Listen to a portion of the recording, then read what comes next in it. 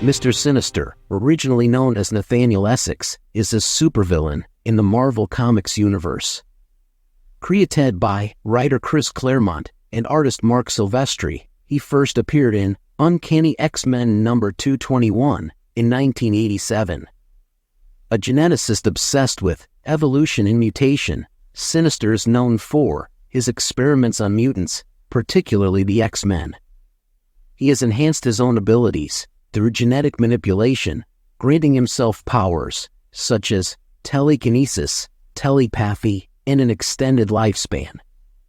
From his origins as the brilliant geneticist to his alliances with some of Marvel's most formidable villains, Mister Sinister's thirst for power and immortality has led him down a path of darkness and deceit.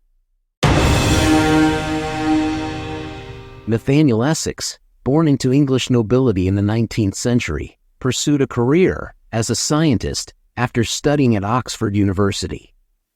By 1852, upon returning to London, he met and fell in love with Rebecca. They bonded over shared interests, including her surprising knowledge of pagan mythology. They married and settled in Millbury House, but their happiness was short-lived.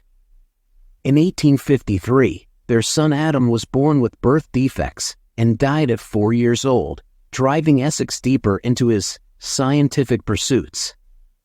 Essex became fascinated with Charles Darwin's theory of evolution, developing radical theories like his Essex factors, predicting mutant evolution.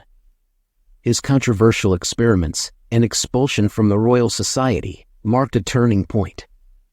He hired Cootie Trumbull and his marauders to collect individuals for experiments, inadvertently awakening the immortal mutant Apocalypse. Apocalypse, intrigued by Essex's work, formed an alliance with him, demonstrating his powers to validate Essex's theories at the Hellfire Club. It was then that Essex saw mutants as a potential evolutionary breakthrough.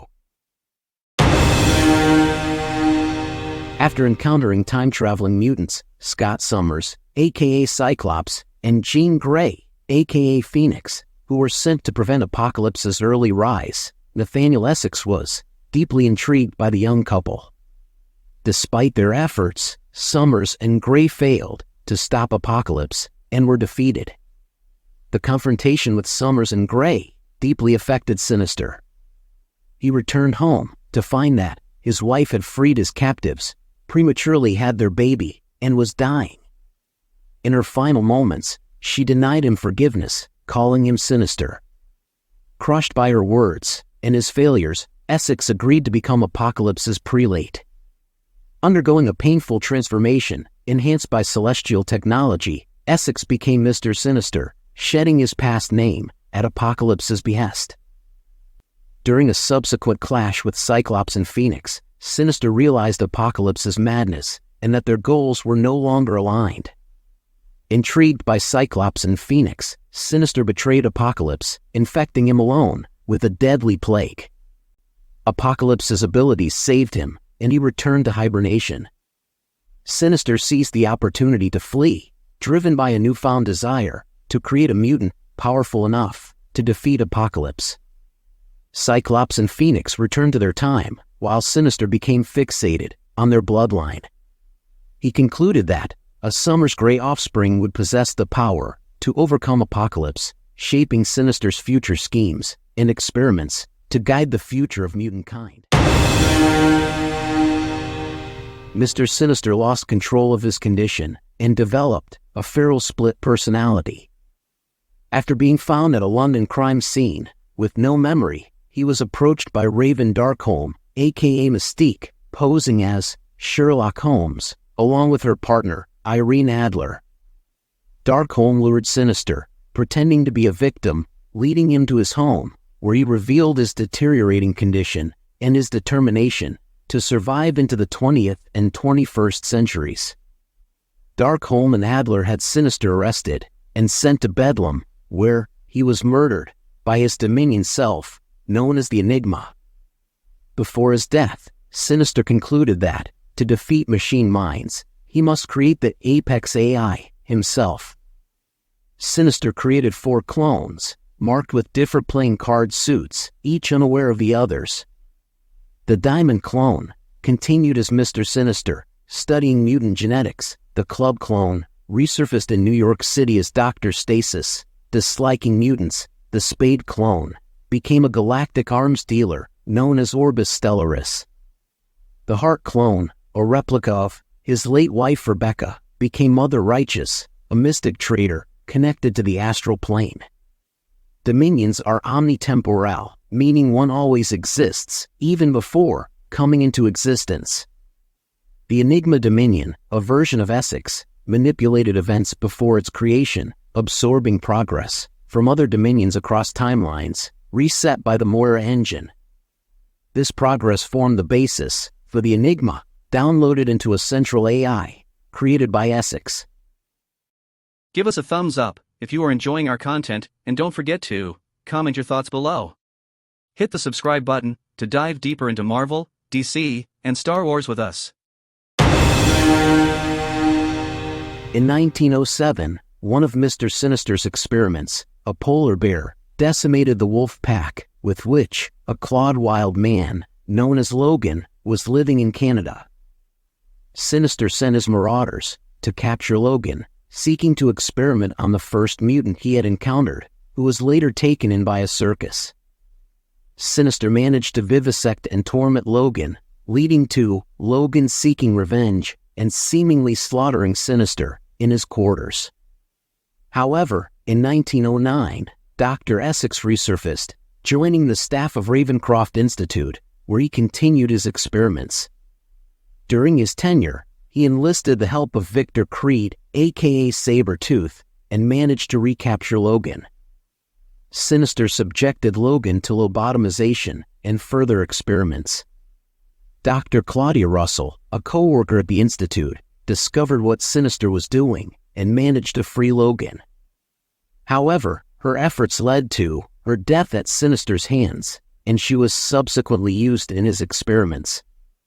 Mister Sinister's travels brought him to Russia, where he sought to learn more about Grigory Rasputin, the Mad Monk. Sinister convinced Rasputin and the twins Ivan and Elena to aid him in creating a race of superhumans. Rasputin himself collaborated closely with Sinister, impregnating various women, including Elena, as part of their experiments. Sinister's involvement with Rasputin ended with Rasputin's assassination during World War I. Returned in England, Sinister forced Jacob Shaw to develop shape-shifting abilities, which were used to murder Jacob's brother, Esau Shaw. Mr. Sinister's involvement in Nazi Germany was marked by his collaboration with Joseph Mengele. During his time at Auschwitz, Sinister earned the nickname Nosferatu from the captive children due to his pale complexion. His presence in the camps provided him with easy access to large quantities of genetic samples. It was during this dark period that young Max Eisenhardt, later known as Magneto, witnessed Sinister's horrific experiments, which aimed to catalyze the mutant gene by deforming his victims. In 1944, Sinister became fascinated with Namor the Submariner, the first modern mutant. He collected Namor's blood and cloned him as Experiment N2. This clone confronted Namor and the android Human Torch, but was ultimately defeated by Captain America, much to Sinister's surprise. During this time, Sinister also encountered a man named John Grey Crow, who would later be known as Scalp Hunter and became Sinister's first mutant marauder. As Dr. Milbury, Sinister was involved with Project Black Womb, a secret government project in Alamogordo, New Mexico. This project, led by Amanda Mueller, studied thousands of mutant children, including Charles Xavier, Cain Marco, Carter Reiking, and Sebastian Shaw. Sinister renamed the project to Cronus and encoded his psychic matrix onto the DNA of these children. Sinister met Charles Xavier again, years later, while lecturing on genetics at Oxford, where Xavier became suspicious of his professor, when he couldn't read his mind. Sinister's control over the state home for foundlings in Omaha, Nebraska, included a cutting-edge laboratory hidden beneath the orphanage. Operating under the guise of Mr. Pearson, or even as a child inmate named Nate, Sinister conducted cruel experiments on the children without his staff's knowledge. He meticulously manipulated their development to observe their mutant abilities as they grew.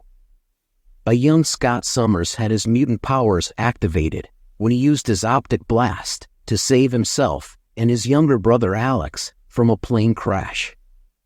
Sinister's sensors detected the blast, and he abducted the comatose Scott for a year of experimentation. Upon recovering, Scott and Alex were placed in the state home for foundlings, where Sinister continued to manipulate Scott's life. Sinister took measures to keep the Summers brothers separated, sending Alex away for adoption. He created ruby quartz lenses for Scott to control his optic blasts, allowing him to function in society without harming others. During Scott's time in the orphanage, Sinister used his Nate identity to fabricate a friendship with him, manipulating every aspect of Scott's life, routine, and relationships. Sinister went so far as to murder potential adopters Richard and Tricia Bogart, and he lobotomized Hanover to remove her affection for Scott.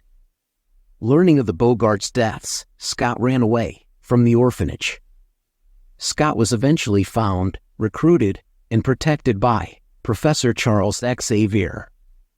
During this time, Sinister also monitored Jean Grey, but due to Xavier's early intervention, she was spared from being captured and subjected to Sinister's experiments. Unable to access Jean Grey, Mr. Sinister created a clone of her, hoping to manipulate her genetics to create a powerful mutant. This clone, Madeline Pryor, remained lifeless until the Phoenix Force's death on the moon kindled life in her. Sinister fabricated an identity for Madeline as a pilot and positioned her to intersect with Cyclops' life. They quickly fell in love, got married, and had a child, Nathan Summers. When Jean Grey unexpectedly returned, Sinister feared the truth of Madeline's origin would be revealed. He dispatched his marauders to kill Madeline and kidnap her son, Nathan. Madeline survived the attack. Determined to get her son back, Madeline made a deal with the demon Nastor, leading to the Inferno event. Nastor took Madeline to Sinister's lab, where he revealed her origin. Madeline, tapping into her power as the Goblin Queen, broke free and reclaimed her son. Madeline, driven to madness, battled X-Factor and the X-Men in New York City. Blaming Cyclops and Jean Grey for the misery in her life, she met her end in a psychic assault. Cyclops finally recognized Sinister as the man who tormented him in his childhood. And Cyclops retaliated with an unchecked optic blast that pulverized Sinister, seemingly ending his life. Mr. Sinister's apparent death was a ruse. He resurfaced, impersonating Apocalypse, and captured Cyclops and Jean Grey. Sinister traded them to Strife's Mutant Liberation Front for a canister believed to contain the Summers' future genetic matrix. However, it was empty, unleashing the legacy virus upon mutant kind, engineered by Strife, unbeknownst to Sinister. Sinister, realizing the catastrophe, sought to alert Cyclops and the X-Men about the virus. Strife's actions not only released the legacy virus, but also brought to light shocking claims about his origins. He claimed to be Cyclops and Madeline Pryor's son, infected by Apocalypse and sent to the future. He also claimed Cable was his clone. These revelations piqued Sinister's interest, as the missing baby had always been one of his main priorities. Confronting Cable at Pryor's grave, Sinister revealed the truth: Strife was the clone. Sinister's immense concern with the legacy virus led him to utilize the powers of a mutant named Threnody, whose abilities were sensitive to those affected by the legacy virus, to aid in his research for a cure. Under Sinister's care, at the state home for foundlings, Threnody's condition improved, and she became integral in localizing ill mutants worldwide. Eventually, Dr. Moira MacTaggart developed a cure for the legacy virus, which was released through the sacrifice of Colossus. As a form of gratitude, Sinister offered the X-Men the opportunity to clone Colossus, though his motives remained dubious. The X-Men ultimately refused his offer. Mr. Sinister, foreseeing the rise of Apocalypse, became concerned with Cable's potential as the engineered warrior destined to defeat Apocalypse. He disguised his marauders as Apocalypse's henchmen to test and train Cable for his inevitable confrontation. When Apocalypse began his ascension plans, Mr. Sinister first manipulated the living monolith to serve his own interests. The living monolith was one of the 12 mutants captured by Apocalypse to facilitate his ascension through a bizarre ritual. Cable ultimately succeeded in shattering Apocalypse's spirit, fulfilling his destiny as the prophesied warrior. With Apocalypse defeated, Mr. Sinister finally gained the freedom he had long sought.